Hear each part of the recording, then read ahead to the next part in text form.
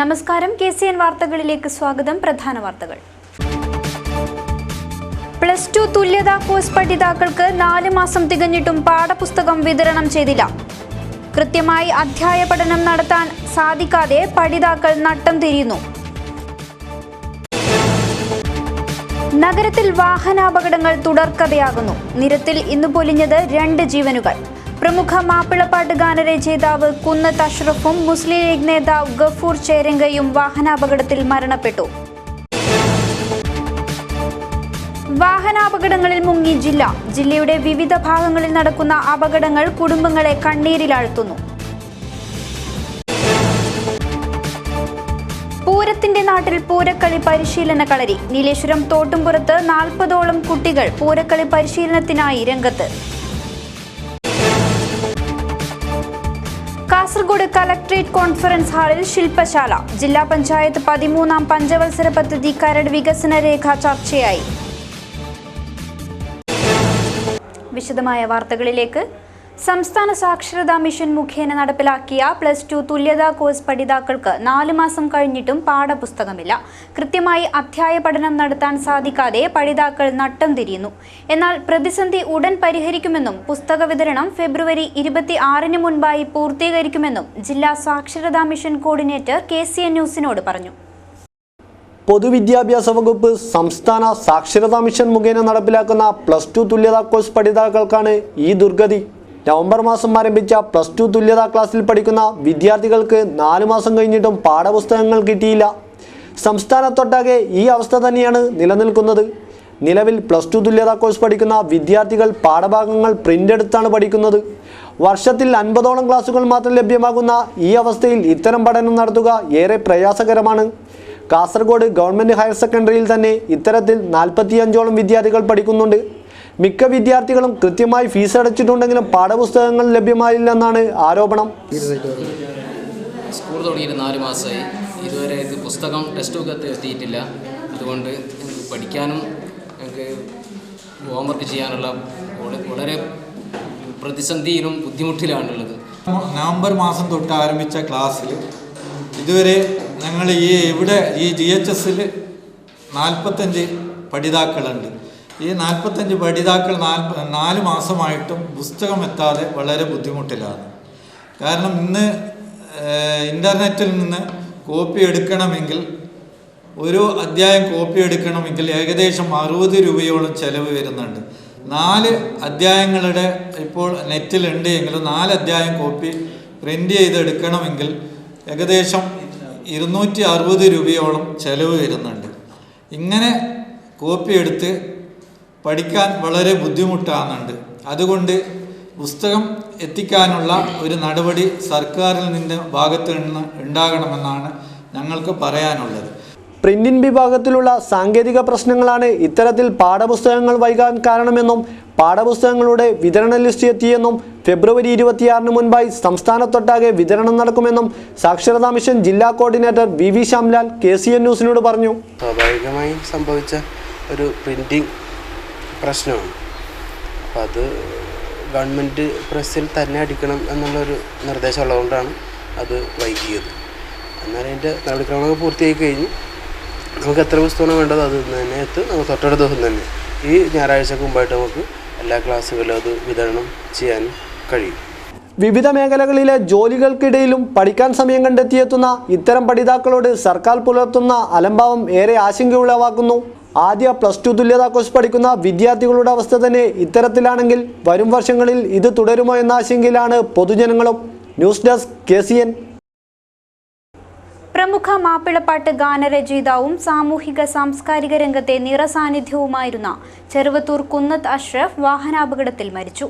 ഉബൈദ് അനുസ്മരണ പരിപാടിയിൽ പങ്കെടുത്ത് മടങ്ങവെയാണ് അപകടം സംഭവിച്ചത്. ചൊവ്വാഴ്ച വൈകിട്ടോടെ ബേക്കൽ പൂച്ചക്കാട്ടായിരുന്നു അപകടം. കാസർഗോഡ് ടൗൺ ഹാളിൽ സാംസ്കാരിക വകുപ്പും കാസർഗോഡ് നഗരസഭയും സംഘടിപ്പിച്ച T ഉബൈദ് അനുസ്മരണ പരിപാടിയിൽ പങ്കെടുത്ത് ബൈക്കിൽ മടങ്ങവെയാണ് അപകടം നടന്നത്. റോഡപകടം തടയുന്നതിനായി സ്ഥാപിച്ച സ്പീഡ് ബ്രേക്കർ കടക്കുന്നതിനിടെ എതിരെ വന്ന ബൈക്കുമായി കൂട്ടിയിടിക്കുകയായിരുന്നു. റോഡിലേക്ക് തെറിച്ചു വീണ അഷ്റഫിന്റെ ശരീരത്തിലൂടെ കാറ് കയറിയിറങ്ങി. നാട്ടുകാരെത്തി ആശുപത്രിയിലെത്തിച്ചെങ്കിലും ജീവൻ രക്ഷിക്കാനായില്ല. മൃതദേഹം കാഞ്ഞങ്ങാട് മൻസൂർ ഹോസ്പിറ്റലിൽ പോസ്റ്റ്മോർട്ടത്തിന് ശേഷം മോർച്ചറിയിലേക്ക് മാറ്റി. ഭാര്യ ഖദീജ, മക്കൾ അക്സാന, അഫ്സാന, അസ്കർ. വാഹനാപകടത്തിൽ പരിക്കേറ്റ് ചികിത്സയിലായിരുന്ന മുസ്ലിം ലീഗ് നേതാവും മൊഗ്രാൽ പുത്തൂർ ഗ്രാമപഞ്ചായത്ത് മുൻ വൈസ് പ്രസിഡന്റുമായ അബ്ദുൽ ഗഫൂർ ചേരങ്കൈ അന്തരിച്ചു. കഴിഞ്ഞ ദിവസം ഉച്ചയോടെ CPCRIക്ക് സമീപമാണ് അപകടം നടന്നത്. ചൊവ്വാഴ്ച ഉച്ചയോടെ CPCRIക്ക് സമീപം ഗഫൂർ സഞ്ചരിച്ച ബൈക്കിൽ ഇന്നോവ കാറിടിച്ചായിരുന്നു അപകടം നടന്നത്. ഗുരുതരമായി പരിക്കേറ്റ ഗഫൂറിനെ മംഗലാപുരം ആശുപത്രിയിൽ പ്രവേശിപ്പിച്ചുവെങ്കിലും ജീവൻ രക്ഷിക്കാനായില്ല. 10ാം ward league committee president, Cherangai ജമാഅത്ത് കമ്മിറ്റി വൈസ് പ്രസിഡന്റ് തുടങ്ങിയ നിലയിൽ പ്രവർത്തിച്ചിരുന്നു.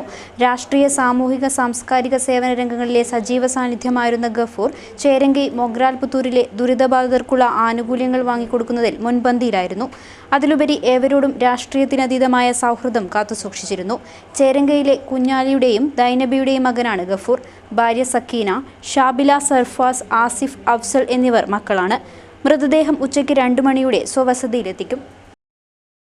കുടുംബങ്ങളെ കണ്ണീരിലാഴ്ത്തി ജില്ലയിൽ വാഹനാപകടങ്ങൾ പതിവ് കാഴ്ചയാവുന്നു. അമിത വേഗതയും ശ്രദ്ധയില്ലായ്മയും മൂലം നിരവധി ജീവനുകളാണ് ജില്ലയിൽ പൊലിഞ്ഞു പോകുന്നത്. ഇനി വേണ്ടത് കർശനമായ സുരക്ഷയും നിയന്ത്രണങ്ങളും. കുടുംബങ്ങളെ കണ്ണീരിലാഴ്ത്തി ജില്ലയിലെമ്പാടും വാഹന ദുരന്തങ്ങൾ പതിവ് കാഴ്ചയാവുകയാണ്. അപ്രതീക്ഷിതമായി എത്തുന്ന അപകടങ്ങളിൽ പലരുടെയും ജീവൻ പൊലിയാനും തുടങ്ങിയിരിക്കുന്നു. ഒട്ടുമിക്ക ആളുകളുടെയും ജീവൻ നഷ്ടപ്പെടുന്നത് ആഘോഷവേളകൾ കഴിഞ്ഞ് തിരിച്ചു വരുമ്പോഴാണ്. കഴിഞ്ഞ ദിവസം കാസർഗോഡ് നായന്മാർ മൂലയിലുണ്ടായ അഹമ്മദ് അഫ്സലിൻ്റെ മരണം ഇത് വെളിപ്പെടുത്തുകയാണ്.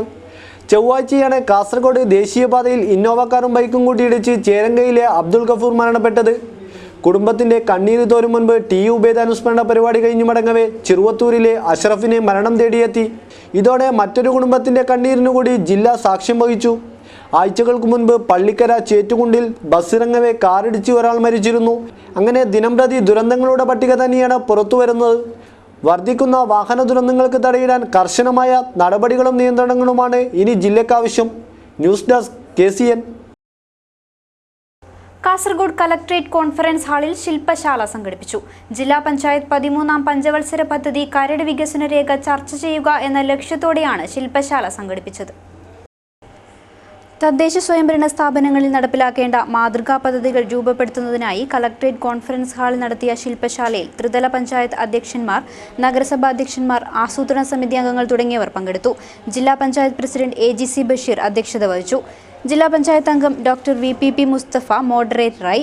ജില്ലാ ആസൂത്രണ സമിതി സർക്കാർ നോമിനി K ബാലകൃഷ്ണൻ, മുൻ ആസൂത്രണ സമിതി അംഗം പപ്പൻ കുട്ടമത്ത്, ഗ്രാമപഞ്ചായത്ത് association program executive KB Madan Mohan തുടങ്ങിയവർ വിഷയം അവതരിപ്പിച്ചു.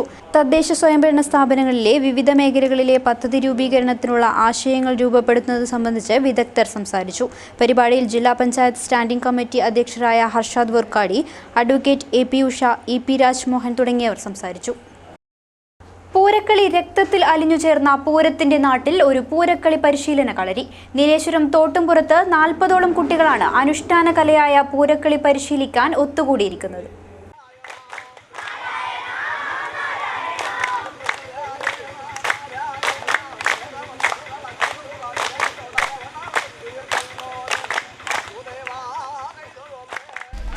പൂരോത്സവരാവുകളെ അനുസ്മരിപ്പിക്കും വിധം പൂരക്കളിയുടെ ശീലുകൾ കേട്ടാണ് ഇപ്പോൾ പള്ളിക്കര തോട്ടുംപുറത്തെ ആൾക്കാർ കഴിയുന്നത്. പൂരക്കളിയിൽ പുതുതലമുറയെ ആകർഷകരാക്കുക എന്ന ലക്ഷ്യവുമായി വർഷങ്ങളായി ഇവിടെ പരിശീലന കളരി നടന്നുവരുന്നു. പള്ളിക്കര പാലേരകീഴിൽ വിഷ്ണുമൂർത്തി പൂരക്കളി സംഘമാണ് പരിശീലനത്തിന് നേതൃത്വം നൽകുന്നത്.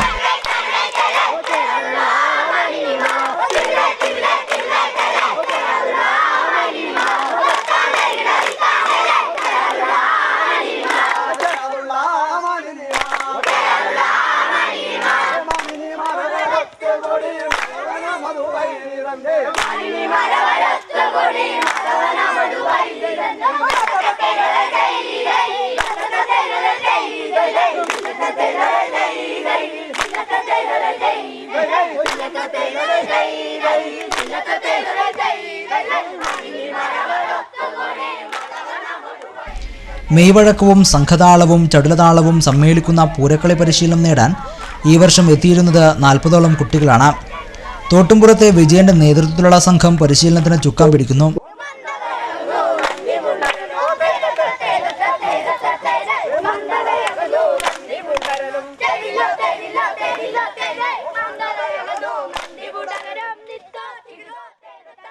കമ്പ്യൂട്ടറിൻ്റെയും മൊബൈൽ ഫോണിൻ്റെയും പിറകെ പോകാൻ സാധ്യതയുള്ള പുതുതലമുറയെ പൂരക്കളിയോടടുപ്പിച്ച് ഈ അനുഷ്ഠാന കല അന്യം നിൽക്കാതിരിക്കാനുള്ള ശ്രമം കൂടിയാണ് ഈ പരിശീലന കളരി.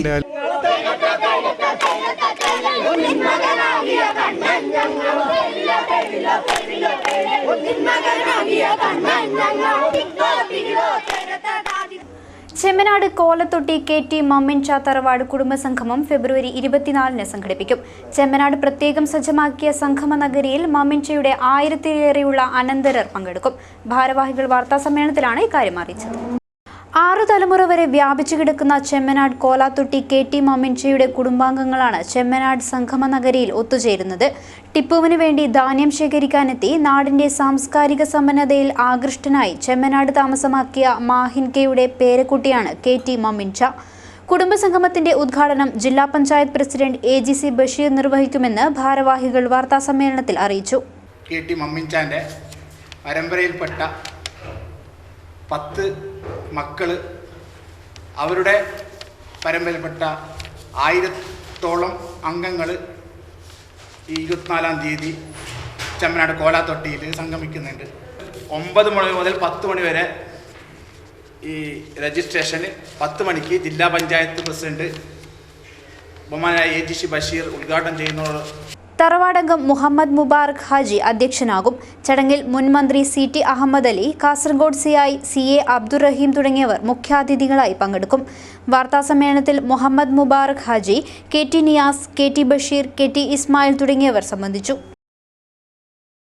കേപ്പിന്റെ കീഴിലുള്ള എഞ്ചിനീയറിംഗ് കോളേജ് വിദ്യാർത്ഥികൾക്കായി മാർച്ച് 3-4 തീയതികളിലായി ജോബ് ഫെയർ സംഘടിപ്പിക്കും.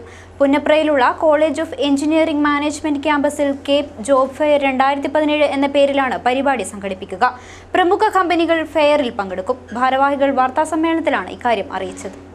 കോഓപ്പറേറ്റീവ് അക്കാദമി ഓഫ് പ്രൊഫഷണൽ എഡ്യൂക്കേഷന് കീഴിൽ പ്രവർത്തിക്കുന്ന കോളേജുകളിലെ കരിയർ ഗൈഡൻസിന്റെയും പ്ലേസ്മെന്റ് സെല്ലിന്റെയും ആഭിമുഖ്യത്തിലാണ് കേപ്പ് ജോബ് ഫെയർ 2017 എന്ന പേരിൽ ജോബ് ഫെയർ നടക്കുന്നത്. കേപ്പിന് കീഴിൽ പഠിച്ചുകൊണ്ടിരിക്കുന്ന അവസാന വർഷ വിദ്യാർത്ഥികൾക്കായാണ് ജോബ് ഫെയർ സംഘടിപ്പിക്കുന്നത്. മാർച്ച് 3-4 തീയതികളിലായി Punnapra college of engineering management ക്യാമ്പസിൽ വെച്ചാണ് ഫെയർ സംഘടിപ്പിക്കുന്നതെന്ന് ഭാരവാഹികൾ വാർത്താസമ്മേളനത്തിൽ അറിയിച്ചു. ഇപ്പോഴത്തെ പ്രസൻറ്റ് കണ്ടീഷനിൽ എഞ്ചിനീയറിംഗ് എഡ്യൂക്കേഷനിൽ ഒരുപാട് വെല്ലുവിളികൾ നേരിടുന്നുണ്ട്. അതിൻ്റെ ഭാഗമായി എഞ്ചിനീയറിംഗിൻ്റെ റിസൾട്ട് 100% എത്തിക്കുക, അതുപോലെ പ്ലേസ്മെൻറ്റ് 100% എത്തിക്കുക എന്ന ലക്ഷ്യത്തോടെ Kerala government cooperative secretary initiative എടുത്ത് അതിനുവേണ്ട ശ്രമങ്ങൾ നടത്തുകയാണ്. കോപ്പറേറ്റീവ് ഡിപ്പാർട്ട്മെൻറ്റ് കീഴിലുള്ള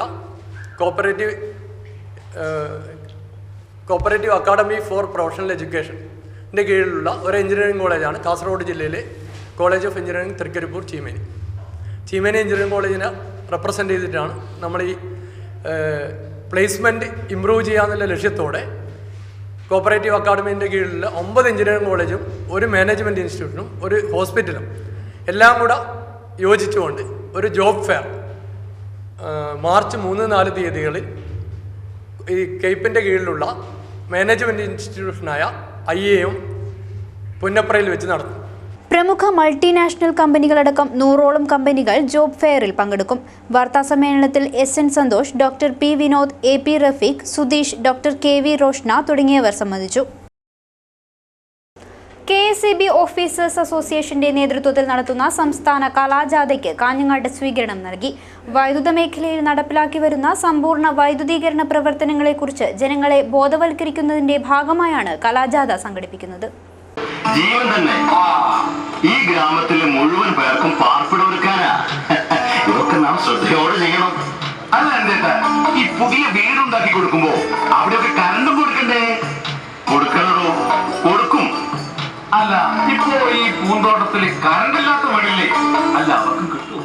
വൈദ്യുതി മേഖലയിൽ നടപ്പിലാക്കി വരുന്ന സമ്പൂർണ്ണ വൈദ്യുതീകരണ പ്രവർത്തനങ്ങളെക്കുറിച്ചും മറ്റ് ആനുകാലിക കാര്യങ്ങളെക്കുറിച്ചും ജനങ്ങളെ ബോധവൽക്കരിക്കുന്നതിന് വേണ്ടിയാണ് കലാജാഥ സംഘടിപ്പിക്കുന്നത്. KSEB ഓഫീസേഴ്സ് അസോസിയേഷനാണ് കലാജാഥ നടത്തുന്നത്. സംസ്ഥാന കലാജാഥയ്ക്ക് കാഞ്ഞങ്ങാട്ട് സ്വീകരണം നൽകി. കലാജാഥയ്ക്ക് കാഞ്ഞങ്ങാട്ട് നൽകിയ സ്വീകരണം വർക്കേഴ്സ് അസോസിയേഷൻ സംസ്ഥാന ജനറൽ സെക്രട്ടറി V ലക്ഷ്മണൻ ഉദ്ഘാടനം ചെയ്തു. ഇവിടുത്തെ മധ്യവർഗത്തിനും ഉപരിവർഗത്തിനും സമ്പന്ന ശേഷിയുള്ളവർക്ക് ഏത് വിധേനയും വൈദ്യുതി ലഭിക്കുമ്പോൾ അവർക്ക് വൈദ്യുതിയുടെ നിരക്ക് ഒരു പ്രശ്നമല്ല. വൈദ്യുതിയുടെ നിരക്ക് ഒരു പ്രശ്നമല്ലെങ്കിലും പല പല കാരണങ്ങൾ കൊണ്ട് വൈദ്യുതി എത്തിച്ചേരാത്ത ഏകദേശം 1,60,60,000 വീടുകളാണ് ഈ കേരളത്തിൽ ഇപ്പോൾ അവശേഷിക്കുന്നത്. കാറ്റാടി കുമാരൻ അധ്യക്ഷനായി. VP മധുസൂദനൻ, ജഗദീശൻ, OP രമേശൻ, K സഹജൻ, ജയപ്രകാശ് തുടങ്ങിയവർ സംസാരിച്ചു. കണ്ണൂർ ജില്ലയിലെ സ്വീകരണത്തിന് ശേഷം ജാഥ 23-ന് മാനന്തവാടിയിൽ സമാപിക്കും. ഗവൺമെന്റ് LP സ്കൂൾ തളങ്കര പടിഞ്ഞാറിൽ ഫെബ്രുവരി 25 ശനിയാഴ്ച നടക്കുന്ന വിദ്യാലയ വികസന സെമിനാറിനോടനുബന്ധിച്ച് ഫെബ്രുവരി 23-ന് വിളംബര ജാഥ സംഘടിപ്പിക്കും. പൂർവ്വ വിദ്യാർത്ഥികളും നാട്ടുകാരും സംയുക്തമായി സംഘടിപ്പിക്കുന്ന വിളംബര ജാഥ ഉച്ചയോടെ സ്കൂളിൽ നിന്നും ആരംഭിക്കുമെന്ന് സംഘാടക സമിതി ചെയർമാൻ അറിയിച്ചു. കർഷക കമ്മ്യൂണിസ്റ്റ് പ്രസ്ഥാനത്തിന്റെ തലമുതിർന്ന നേതാവും CPM ജില്ലാ കമ്മിറ്റി അംഗവുമായിരുന്ന K ചിണ്ടന് സ്മരണാഞ്ജലി. CPM കരിന്തളം ഈസ്റ്റ് ലോക്കൽ കമ്മിറ്റിയുടെ നേതൃത്വത്തിൽ അനുസ്മരണ സമ്മേളനം നടത്തി.